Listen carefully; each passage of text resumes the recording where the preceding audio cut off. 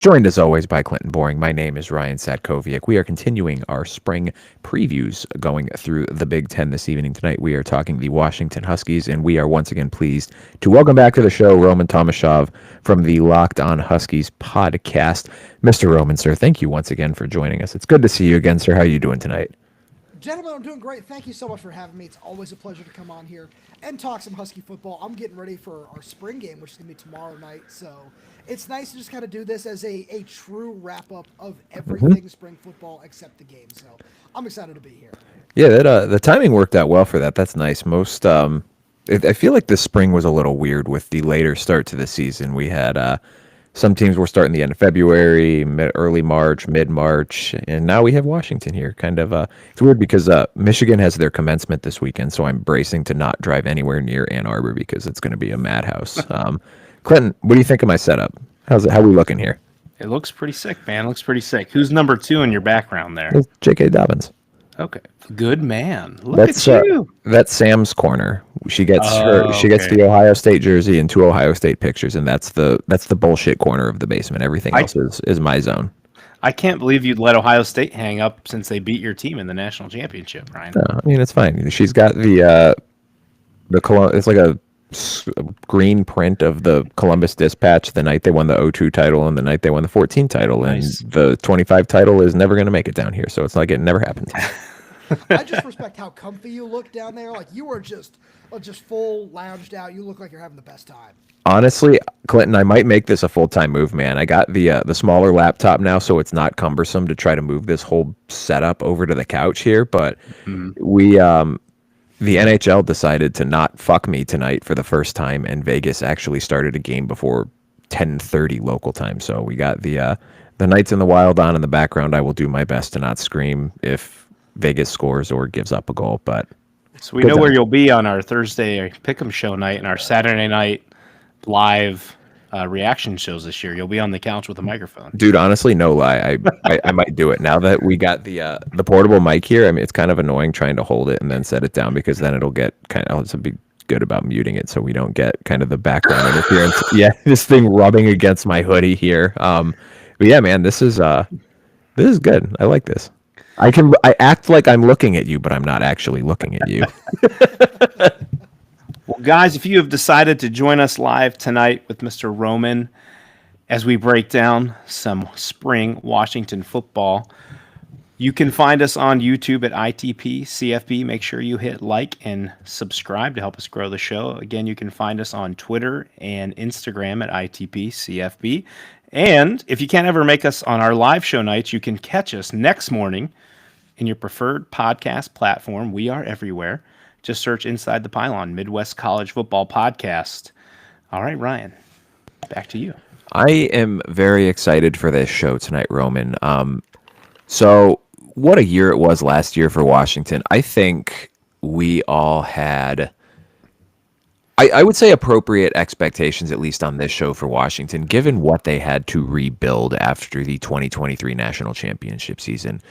Not just a coaching staff, but quite literally the entire roster was turning over. And I think there were plenty of bright spots last year, but it's kind of that nice area, I think, as a fan, because there was a lot of good to get you excited, but you can also look at these different things that, hey, if we get better at this, just marginally better, right? We're not talking about this team needs to be exponentially better at the quarterback position or anything like that. You clean some things up, and you can kind of see a path for this team in 2025 too. I've called them a couple of times my Indiana of 2025, that team that you're maybe not thinking about in the preseason, but a team that certainly looks like they have the weapons to maybe make a playoff run if a couple things break right for them. No, I love where you're going with that. And that's one of the tough things with this team where I'm sure there are a lot of people that look at it and say, well, you lost a whole bunch of players again. You're still bringing in 40-something new guys in terms of, between the transfer portal and the high school class. But it just feels different this time around where all the key players and all the key positions are back. Whether that be Denzel Boston, Damon Williams, Jonah Coleman. The schedule certainly lines up a lot better. I know you want to get to that later on. But there are so many different things that when I look at this roster that just break way differently. And for me, that starts on the offensive line, where last year that was such a patchwork group. And I remember we're sitting there during spring practice last year. There were 7 healthy offensive linemen, and that included the walk-ons. And that's after, coming off a group that won the Joe Moore Award in 2023. So that has been, quite literally the biggest roller coaster that you could possibly find. And again, a Joe Moore Award winning group to a group that allowed 39 sacks last season. That certainly is going to find a way to stable itself out this year. I like that they added Carver Willis from Kansas State in the transfer portal. He's flipping back from right tackle, where he spent the last 4 years, I believe it is, over to left tackle. So I'm curious to see how that's going to work out. He talked to us a lot about some of the adjustments he's needed to make this spring. And a lot of this is just about building key pieces around Damon Williams. And I think the running back stable that you have there between Jonah Coleman, Adam Muhammad, Jordan Washington is really nice. And then it's just a matter of finding somebody else to step up at receiver. And I think you have a lot of talent there behind Denzel Boston, whether that be Omari Evans from Penn State, Rasheed Williams, who's a really fun piece to just see what he's been able to do. And the staff super high on Audric Harris, Kevin Green, Chris Lawson's an early enrollee freshman who's looked really good this spring in the slot. And I just really like where this team is going, especially offensively, since that's Jedd Fisch's bread and butter. Mm-hmm. I wanted to ask something that's it's kind of sort of a schedule question, but not really a schedule question. We'll get into kind of the meat and potatoes of that later. But just looking at this team last year, they were not fantastic on the road. And there's certainly some context to that, right? I mean, one of the road games is at Oregon. That's a team that won the Big Ten and got in that first round bye in the playoffs. You have Penn State, who was one of the last 4 teams standing. But that was the whiteout, too. That was, yes. And the thing is, with 3 of those road games, though, or 4 of them, I can't count, is we're talking like cross-country road trips, too. And I know a lot was made about that last year, and not just with Washington, but with the Big Ten in general, with the new West Coast teams. And I was curious if you guys have been able to pick up on anything, or if Jedd Fisch has talked about anything about potentially changing travel plans, or maybe better preparing to figure out how to combat those cross-country road trips a little bit better. That is a good question, where last year they tried to do a couple different things, where the Iowa and the Indiana games, remember, they had to go play 3 college football playoff teams on the road since they also went to Indiana. Those are both 9 a.m. start times. So those are the ones where Jedd Fisch talked about trying things a little bit differently and just changing up the schedule a little bit. He didn't get into specifics, but he just said, we're going to try a few different things. I think one of the things he said was leaving a day earlier to see how that was going to end up impacting them. Obviously, when you're playing a college football playoff team, didn't necessarily go over very well.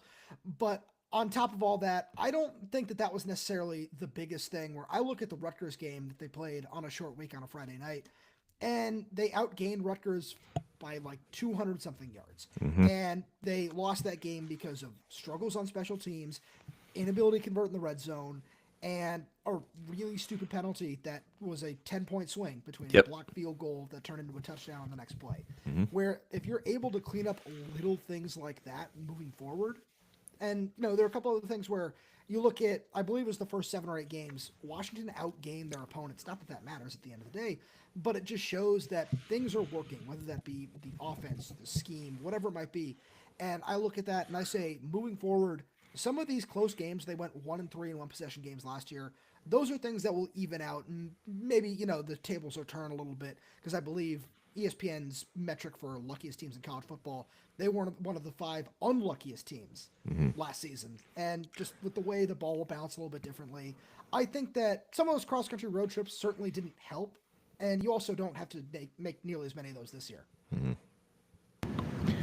Yeah, one of the biggest things I took away from last year, and I remember that Rutgers game specifically, sitting here and talking with Ryan, was discipline with this team and untimely penalties and just the mistakes and the errors that they had. And so certainly, as you just mentioned, if they can make the step in the right direction with that this year, you then flip a couple of those games for them this year.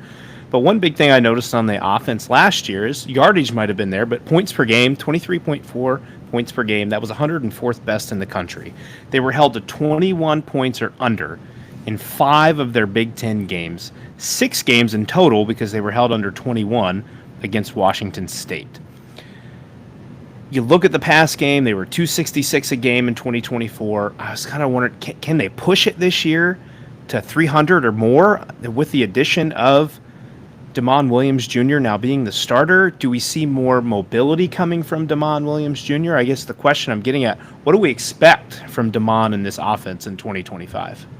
It's going to be a really nice balance, where I think a lot of what happened with the offense last year does fall on an inability to convert in the red zone, like I said. And a lot of that started up front, where there's just too many times where you just see the offensive line just being overwhelmed as soon as the snap was just in Will Rogers or Damon Williams' hand. So I think that was a big part of it as well. And Clinton, to the second part of your question where you're talking about what we might see, I don't know if we're going to see, the Michael Penix age where you're just pushing the ball downfield every other snap. But I think a lot of that has to do with not just Damon Williams' mobility in the backfield, but just all the different things that you can do with the guys that I mentioned a little bit earlier in Jonah Coleman, who's coming back for a senior season, Adam Muhammad, who this coaching staff is really, really high on, and Jordan Washington, who's a former four-star recruit and a redshirt freshman running back that ran a 10-2 down in California in the 100-meter dash. So he's got that elite speed that you're looking for. So I'm curious to see how much of the run game you might want to integrate with a better offensive line. Mm-hmm. I did want to give you your flowers, Roman, because when we talked to you in the summer last year, you shouted out Denzel Boston as a potential breakout candidate, and I'm sitting here Boston looking at TD party, baby. Mm-hmm. I'm looking at early 2026 mock drafts, and I see him in the first round, and he had a big year last year. What do you expect from him now with a new passing game and a new quarterback under center? Fuck yeah! Sorry. I was waiting for one of those. I started asking, I looked up, and they just flipped the puck down the ice, and there we go. 2-1 Vegas. So I expected a lot from Denzel this year, where if you look at his numbers, they were phenomenal, right? Shout out to Nate Tice, by the way, who's got him in the top 10 in his way too early big board, which I love to see. As I say, I think that was the one I looked at. Yeah, that was the highest one. I've seen him in the first round of basically every way too early mock I've looked at. I've seen him as the first receiver off the board a whole bunch, which is my biggest take with Washington, is they're going to have the first wide receiver and the first cornerback taken in the 2026 draft with Denzel and Takario Davis. So that's something to keep an eye on as well. But I look at Denzel and I say he caught 9 touchdowns last year. His last touchdown catch came against Iowa in week 7. Jesus. So, wow. Yeah. So the back half of the season, especially when the offensive line really started to collapse, that's when we saw a bit of a drop-off in production from him. And just that's when the offense itself started to really struggle, was when you saw better defensive lines, especially when you look at what they saw down the stretch. And that's not even, UCLA got a couple guys drafted, and they looked okay in that game along the offensive line. But it's Indiana, it's Penn State, it's Oregon, it's Louisville, who gave them a whole lot of trouble in the bowl game. So I expect a whole lot from Denzel this season. And I mentioned Omari Evans from Penn State a few minutes ago. I'm really glad they brought him in, because he's the kind of guy where, the production might not show a big-time receiver at Penn State, but he's been really impressive from what we've seen from him so far in the spring. And he's such a good athlete that he brings that field-stretching ability that you need across from him. Where we saw it at different times last year with Giles Jackson, who obviously really stood out in the bowl game, and obviously he's not around anymore, so you need somebody else who can just stretch the field and give Denzel more room to operate. And one of the reasons that everybody's so high on him is because he's such an effective route runner at all 3 levels of the field. So he's somebody who you can find ways to just chalk up 6, 7, 8 targets, whatever you want to say it is for him, every single week, and you'll find ways to build more around that in the passing game. Well, my favorite Husky player, and it's going to be of all time now because I had him in college fantasy last year, is Jonah Coleman. If there was one consistent piece that I knew would show up for this Washington Husky offense every week last year, it was Jonah Coleman. Is there a game plan for additional utilization of him in this offense? Such a great runner. Is it some type of incorporation more in the pass game? How can they, what I would argue is, outside of Boston, their best offensive player, how can they get him more involved into this team to help them in 25? So it seems like the plan with Jonah is addition by subtraction. And I mean that in terms of he took a career-high 206 touches last year, and I don't expect him to get close to that number this year. Because when you look at what he's been throughout his career, he's been a really, really effective back, and no matter how many carries he takes, right? But just somebody who can churn up yards after contact and just be really, really effective. But he dealt with a knee thing at a point last year. He dealt with a couple, as Jedd Fisch called them, just bumps and bruises throughout the course of the season. So he's dropped 15 pounds to get ready for this season. But it's just one of those things when you look at how many other ball carriers there are around him, all the guys that I referenced a little bit earlier, I think that's the most important thing for Jonah, because he's told us how well he knows the offense at this point, how comfortable he feels teaching it to, he offered to teach it to us in the media, which would have been awesome. I would love to take him up on that opportunity. But it's one of those things where if you can find a way to keep him healthy and keep him fresh and maybe give him a max of 15, 17 touches a game because you have so many other just really talented guys in the backfield to work with. I think that might be the best way to utilize him is by really spreading those carries out so you can keep him fresh and keep him effective. Absolutely. So what you're telling me is, should I be a little more conscious about taking him so high this year in a college fantasy football draft because he's going to get a little less work? He's still going to be super effective. Don't worry about that. It sounds almost a la Luke Fickell last year. Ryan, you remember that when we had Ryan Herrings on? Oh when my he said, God. it's essentially addition by subtraction for Will Pauling. Yeah, Is we're going to back him off. Here's our guy that we gave 65 or 75 catches to last year. I think we need to throw the ball to him a little less. Seemed to work really well for their offense, right? Well, that was probably not a Will Pauling problem. That was more of a quarterback problem. Yeah, certainly. Sorry, Wisconsin fans. Before we get to the defense, Roman, of the losses that the offense had from 2024, who's going to be the most missed or the biggest impact that's not on the team this year? Oh, for me, it was just one of my favorite players to watch, and that was Kaleki Latu, where just a big physical tight end who just, you can see how well he developed over the course of the season as a pass catcher, as a blocker, which were things that, unfortunately, at California and Nevada, it's very clear that the coaching at Washington is very different than the coaching he received at either of his two previous stops. So I think that he's going to be that piece, and they've done a good job of getting Quentin Moore back from injury is really nice, and they're going to give Decker DeGraff, freshman All-American last year, some more snaps at that position. Then they've also gone out and added some really nice pieces from the high school class. I think about 4-star Baron Aone, who's going to be coming in this summer. I really like 3-star Austin Simmons as well. And then they added Cade Eldridge through the transfer portal as well. Because if you remember, one of the biggest things about Washington's tight end room last year was by, I want to say, week 5, they had 2 healthy scholarship bodies at the position. Oof. So I like Kaleki Latu a lot. I like what he brought to the table, and I think if he had another year of eligibility, he would probably end up being one of the best tight ends in the Big Ten this season. But unfortunately, that's not the way it worked out, and he's off to the Buffalo Bills as a UDFA, so we'll see how that works out. Good for him. Good for him.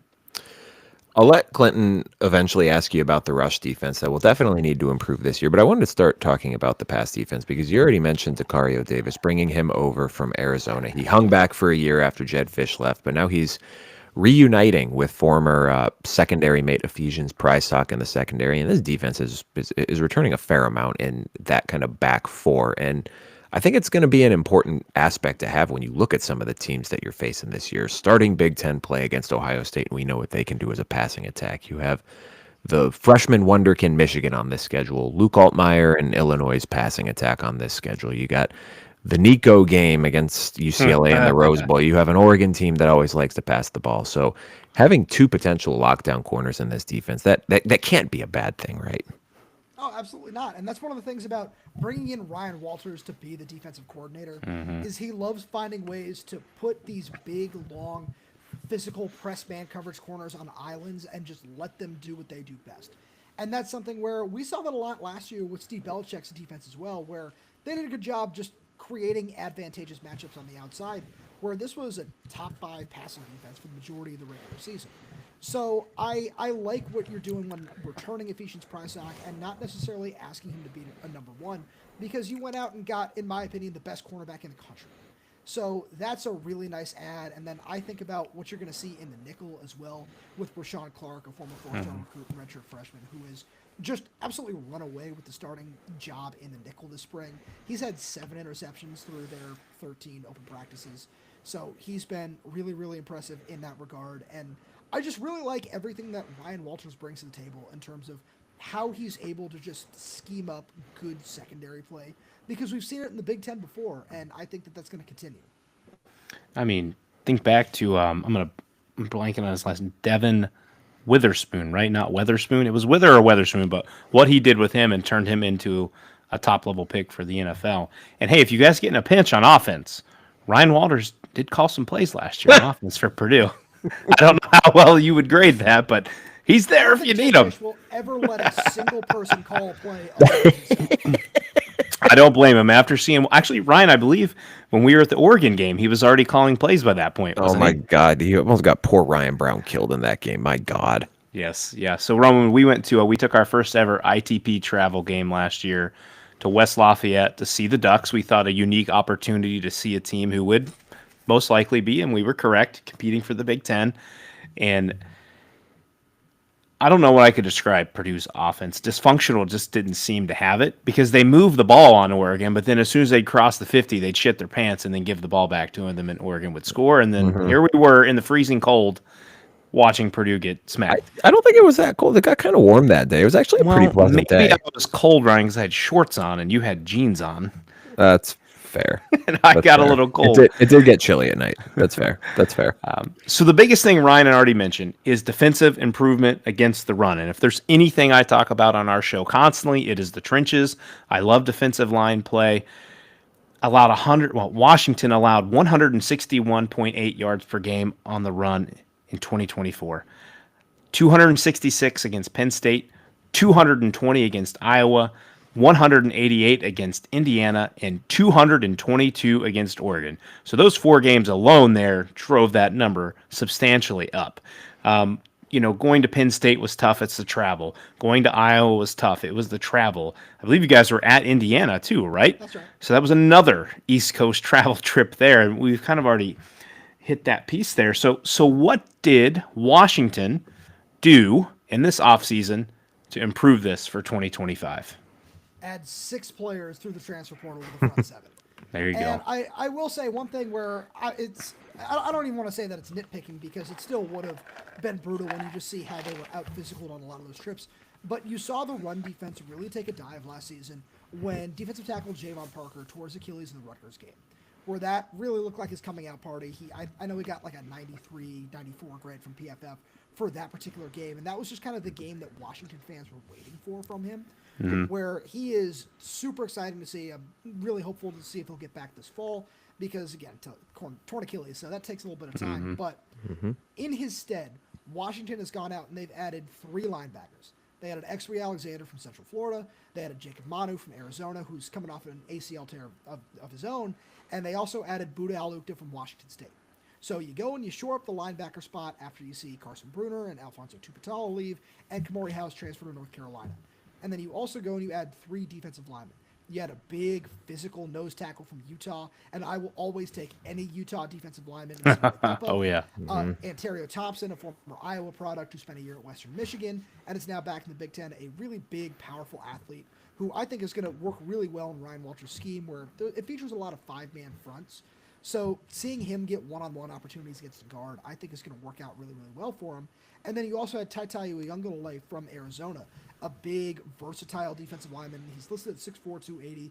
He's played a lot of just 4-eye and 5 technique. And he also can split outside and play a 7 or play a 9 if you just want to just have a big physical front that's going to stop the run. And I really like all the improvements they've made there because I mentioned Javon Parker's injury because that's what we didn't see last year. We saw him go down, and then it was you're asking a couple of guys who, I'm not saying they weren't talented, but asking anybody to take 40, 45, 50 snaps at defensive tackle, especially in the Big Ten, is not going to work out. It's a bludgeoning. Yeah. I mean, naming the teams we just rattled off when you got to go against Allen and Singleton in a game.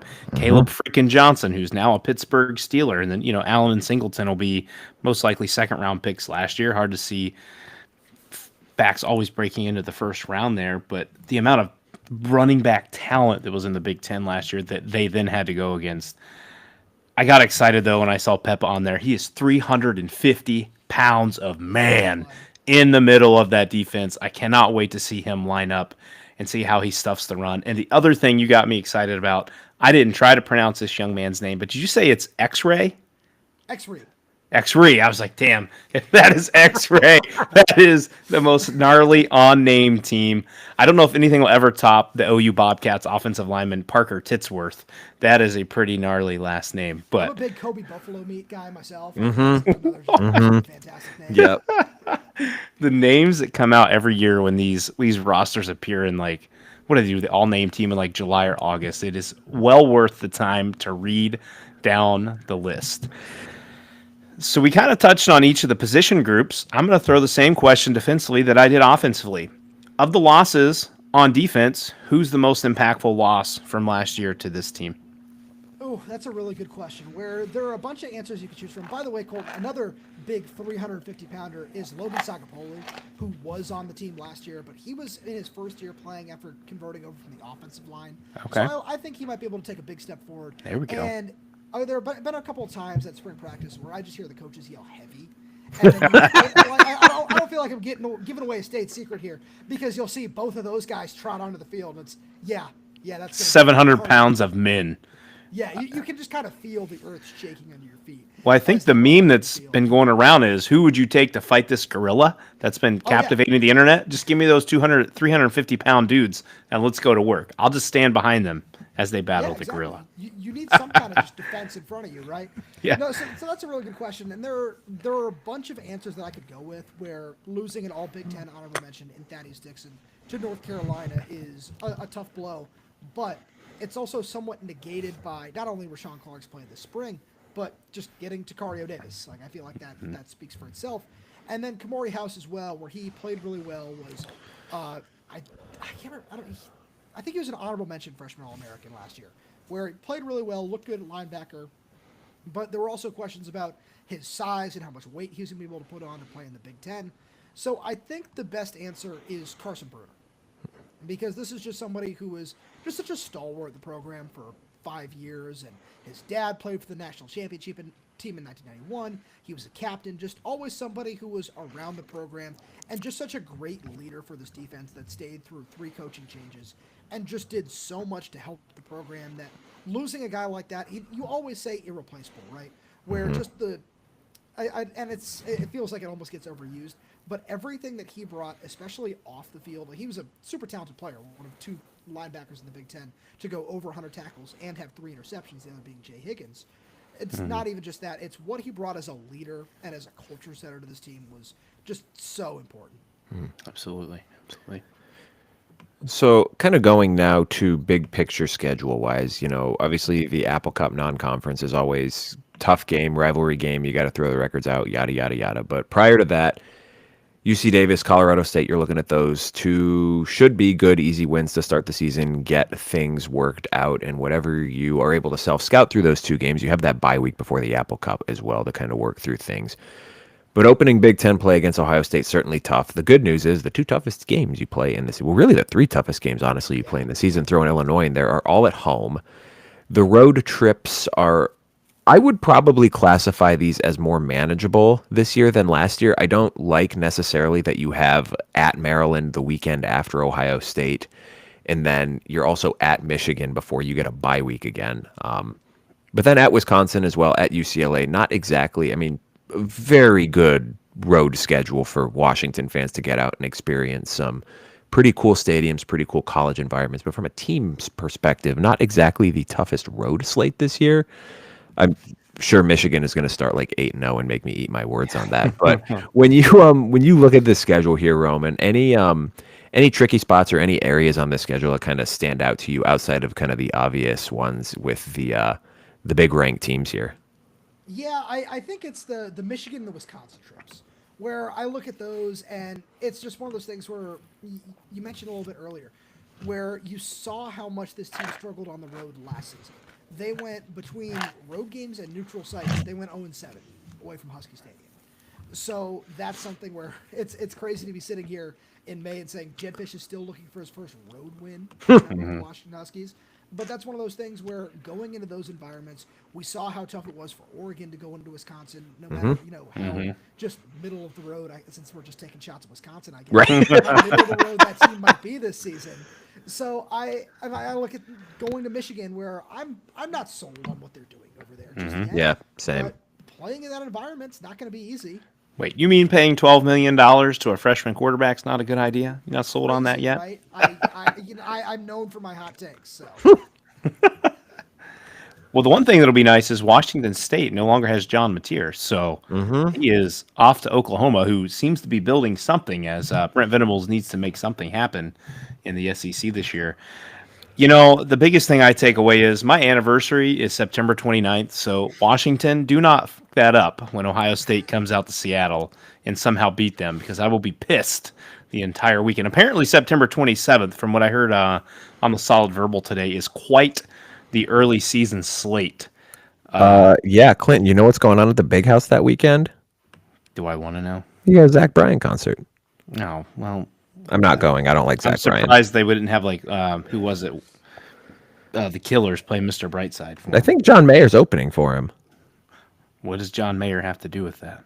I don't know. It's John Mayer still kind of big, right? Yeah, that's at the Big House. The first ever concert at the Big House. They're doing it in the they're doing it in the middle of football season. Okay.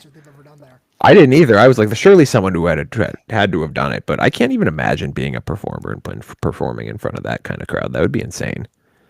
Well, I would be remiss. Roman, I don't know if you saw the question earlier from our guy Dale, Athlon Bliss, who covers Oregon. But since we see Oregon as the last game of the season there, we'll go game/strategy here. His question was, what does Washington do to counter or stop the Oregon pass rush to win that game?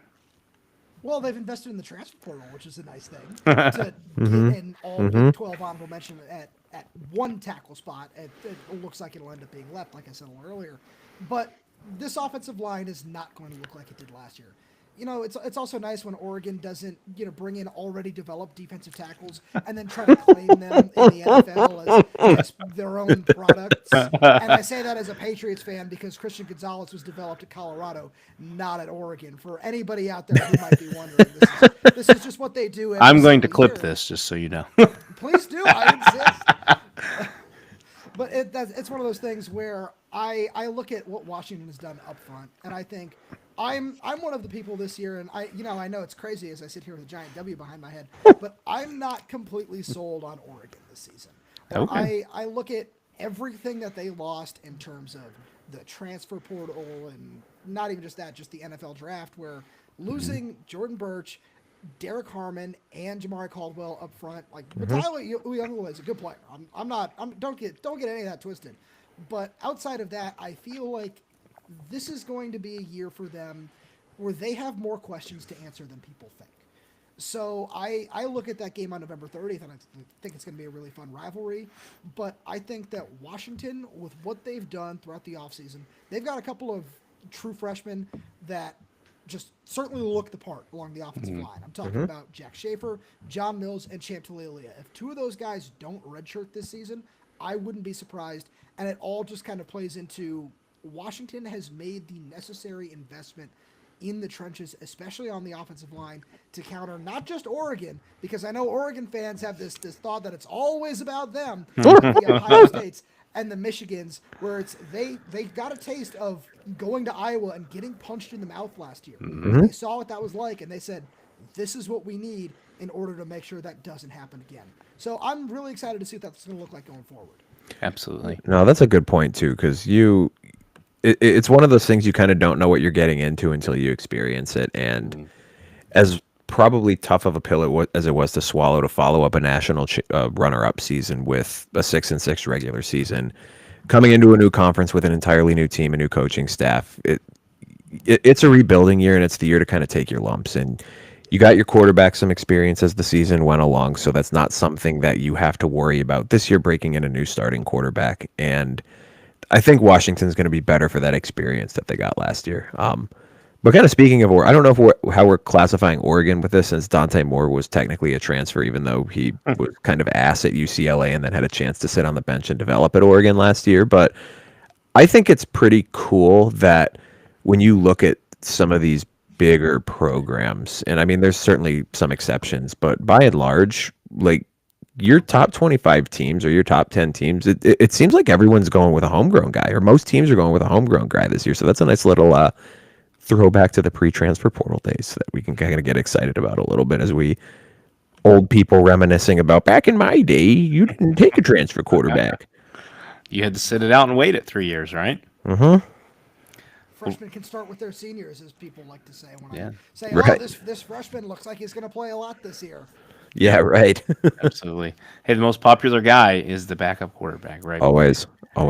So, Roman, I had two more things for you. One was just my answer to how Washington's going to counteract that Oregon pass rush, and that's Damon Williams' mobility. And that's short, quick passes, get the ball out, and move the pocket and get him out of the pocket, and let him terrorize him with his legs. That's going to be hard to stop. And then my second piece was I want one bold prediction from you about this Washington team for 2025. That is a good one. Usually I have a whole bunch prepared just off the top of my head. I do like leading on the one I gave you a little earlier, where Washington's gonna have the first player off the board at wide receiver and corner in the I like NFL that. draft. Yeah, And I like Ryan, it. to add on to your point a little bit earlier of rebuilding, 8 top 100 picks in last year's NFL draft. People seem to forget that rather quickly. Yep. Again, especially on the Oregon side of things, and keep taking shots at them. My bold one. This one might not sound really bold, but I just love everything that he brings to the table. So I'm going to double down with Denzel Boston here. He gets over 1,000 yards this season, and he gets to 10 touchdowns is not bold enough after 7 games last year. He's going to go for 12 plus touchdowns this season. Nice. I think like he's that. going to have a massive season and just really back up all this early buzz around him. So will he beat out Jeremiah Smith for the Bolitnikoff Award? That would be the question at that point. That could be spicy. 2 Big Ten guys battling it out. Certainly. All right, next to Denzel Boston. Clinton will draft him this year in college fantasy. Yeah, no kidding. I'm still riding on that. I think Washington might be a playoff team this year. I think it's possible. I like Damon Williams a ton, man. I'm extremely high on him. I'm a lot more high on him with this team than I was Will Rogers coming in last year, to be honest. No, and that's the thing is this offense is tailor-made for what Damon wants to do. Mm-hmm. And there were different points where, you talk about the Washington State game. You saw that on the goal line where if that's Damon, that play is doomed from the start because they snipped it out immediately. But if that's Damon Williams running that play, you feel a little bit more comfortable with that. And just the speed, where Jedd's called him the fastest guy on the team on numerous occasions. Like, he is just that level of athleticism. There was a play in Washington's first spring scrimmage a couple weeks ago where he rolled out of the pocket, didn't see either of his first 2 reads, called out one block, and then just hit the afterburners, and it was 50 yards on the ground. Score. Like, he just has that kind of athleticism, and I'm so excited to see a full season of it. Absolutely. Fanatics is screwing me. I can't bet on Washington to make the playoff, or I can't tell you what the odds are. I'd throw down on it. I feel like you could get pretty good odds on that right now. You definitely could. No, man, if they beat Ohio State, though, No. first weekend, listen, it's all in their hands then. That's kind of the I think it's probably unfair to call that a crescendo point in the season, but if this team starts 4-0, it sets up pretty damn well for them to make a little run there. Even if you go 2-2 and your losses are to Oregon and Ohio State. Oh, sure. That's a pretty damn nice season. You're getting a win over an Illinois team who Andy Staples, I believe, currently has them as a top 10 team in his way too early rankings. So, Plus a win at Michigan. yeah, as That Ryan still said, carries weight. it's at the helm for him if they can grab it. Well, before we get you out of here, Roman, it's been a minute since you've been with us. Just refresh for the listeners where people can find your work. Absolutely. First of all, thank you so much for having me. It's always a pleasure. Of course. Anytime, sir. It's an absolute blast. All my written stuff is over at uwhuskieswire.usatoday.com. And then our podcast is Lockdown Huskies. Just like Inside the Pylon, I'm on all forms, whether that be Spotify, Apple Music, Amazon Music, and on YouTube as well. Go subscribe to us over there.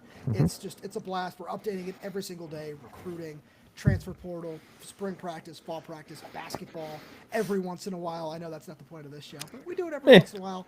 And it's a lot of fun. We have a whole lot of fun over there, so come check us out. Absolutely. Clinton, anything you want to sign off with before I sign us off? Now, guys, just hit the socials, Instagram, Twitter /X, whatever you want to call it these days, ITP CFB. I love interacting with you guys there. We're trying to get to 1,000 followers by kickoff of August 30th. I'm not counting Thursday the 28th, but August 30th. If y'all could help us get to 1,000 followers on Twitter, that would be fantastic. And then don't forget to stop over ITP CFB on the YouTube channel and hit subscribe to help us grow the show there as well. We appreciate anyone who tuned in that supports Washington tonight. Roman does a fantastic job. As Ryan said, we love having you on the show, and hopefully we can get you back on for a fall preview. Oh, you know you can. I'll be there. Hell yeah, brother. Absolutely. All right, everyone, for the esteemed Roman Tomashoff and the backbone of this show, Clinton Boring, I am Ryan Satkoviak. Everyone have a great weekend. We will be back with you guys on Monday, Cinco de Mayo. Maybe I'll have a margarita ready for us, Clinton, and some tacos. We are target. I think it's official. Mark Culkin from Lockdown Trojans is going to be talking to us. We're going to have an all California episode, USC, UCLA. I will try to be on my best behavior. I will try to be on my best behavior and not shit talk USC too much. Thank you, everyone, for joining us this evening. Have a great weekend. We'll see you guys on Monday.